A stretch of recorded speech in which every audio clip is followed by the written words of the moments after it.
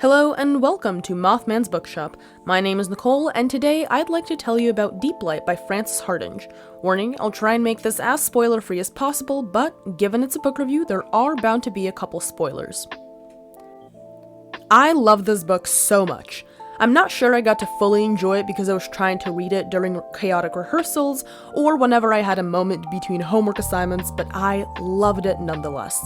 It explores a lot of really interesting world-building concepts that I'll absolutely talk about in this review, and it has some amazing deaf, or rather sea-kissed, representation.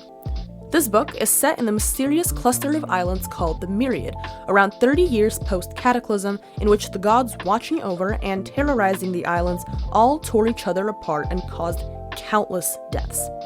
Now, the island economies run on the proceedings of gangs and the routine dives to retrieve godware, remnants of the gods scattered all over the place, which are used as building supplies and weaponry. Our protagonist, Hark, is a 14-year-old orphan whose power lies in the stories he tells, both to entertain and to hopefully get away with his life. After he gets caught doing some dirty work for a local gang, he is auctioned off as an indentured servant to the eccentric Dr. Vine. Jelt, Hark's dangerous and manipulative childhood best friend, comes back to find him, and where he goes, trouble follows. Hark starts finding hidden treasure, unearthing dark pasts and presents, and trying to save the world. You know, like you do. Let's get into the review.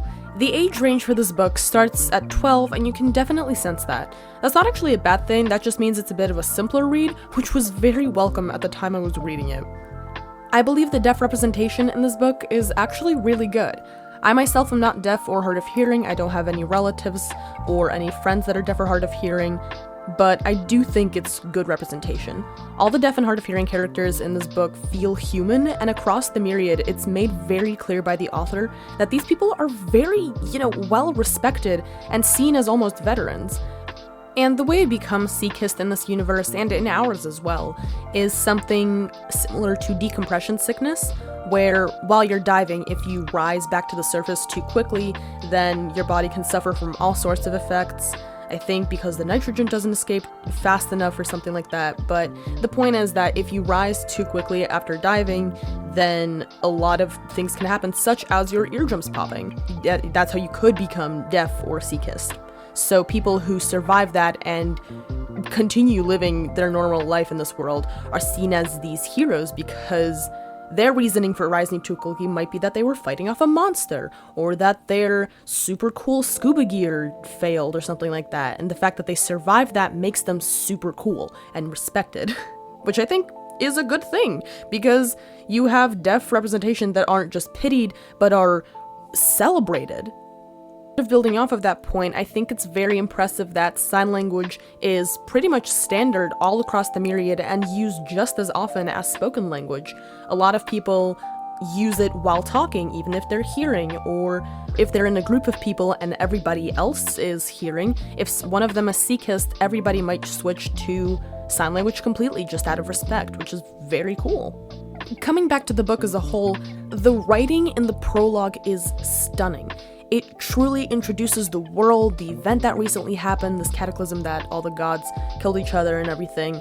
It introduces the concept, again, of these huge, menacing monster gods that terrorize the islands, yet are still revered as these protectors and idols of the islands, despite having to take sacrifices or having to be led away from the islands so they don't destroy them completely when they get bored. Getting all this world building and information at the beginning really makes you want to continue reading it and learning and connecting more to this world and these characters. It just starts off so well, and I really want to commend the author for that, because not a lot of people can do that right off the bat from the very first page of the book. Throughout the book, I noticed that all of the characters have a really solid background and a really good story to them, and are all very well-rounded in their own right. There's no weird, incomplete characters, or there's no overly dramatized characters. All of them, minor or major players, have a well-rounded background and story to them, which I do think is a special skill that not all authors have. Hark, our main character, is very interesting in his own right, but I do want to talk about Jelt. His development over the course of the book is really well written.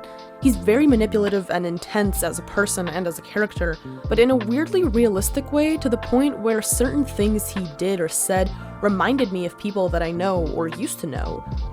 Over the course of the book, as Jelt becomes more and more attached to this artifact that him and Hark find, he becomes more controlling and more threatening, and despite that, all of his actions fit well with his character. They don't just come out of nowhere, and everything he does fits with who he is as a character at that point in the book. I would like to mention, however, and this is the same for a lot of books like Percy Jackson and Harry Potter and whatnot, that I would like to see older characters. Because I think Jelt is around 16 at this point, but Hark and Selphun are 13, 14, and I do think that that takes you out of the story a little bit, because you see them taking these heroic actions and doing these speeches, and then you remember, this is a middle schooler / high school freshman, and that takes you out of it a little bit. Aside from that, I like the way the plot twist didn't completely throw the story off or the reader off. You can sort of see them coming, but in a good way where you don't fully expect it, but they also don't completely come out of nowhere. The sense of dread was definitely there throughout the book, and you can really tell what the author was trying to get across, which I think is really good, because while they're traveling and while Hark and company are journeying to the undersea, you can really understand what they're going through and that terror and fear that they're experiencing. Their entire journey felt suffocating at times, because you've got to remember that while they're going to this deep down dark, the ocean is basically crushing them. The pressure is so intense, and you can feel that on your own while you're reading it because of the stylistic choices the author made. Final thoughts? This book certainly has its quirks, but overall the imagery is gorgeous, and I do think that I'll check out some of Hardinge's other works. I think it's absolutely wonderful that the book has so many deaf and hard of hearing characters, but the reasoning behind that makes it even better. Frances received a letter from a fan that asked if she would ever have deaf characters in her books, and here we are. Most platforms rate Deeplight at around 4 out of 5, I rate it at a 4.5 out of 5.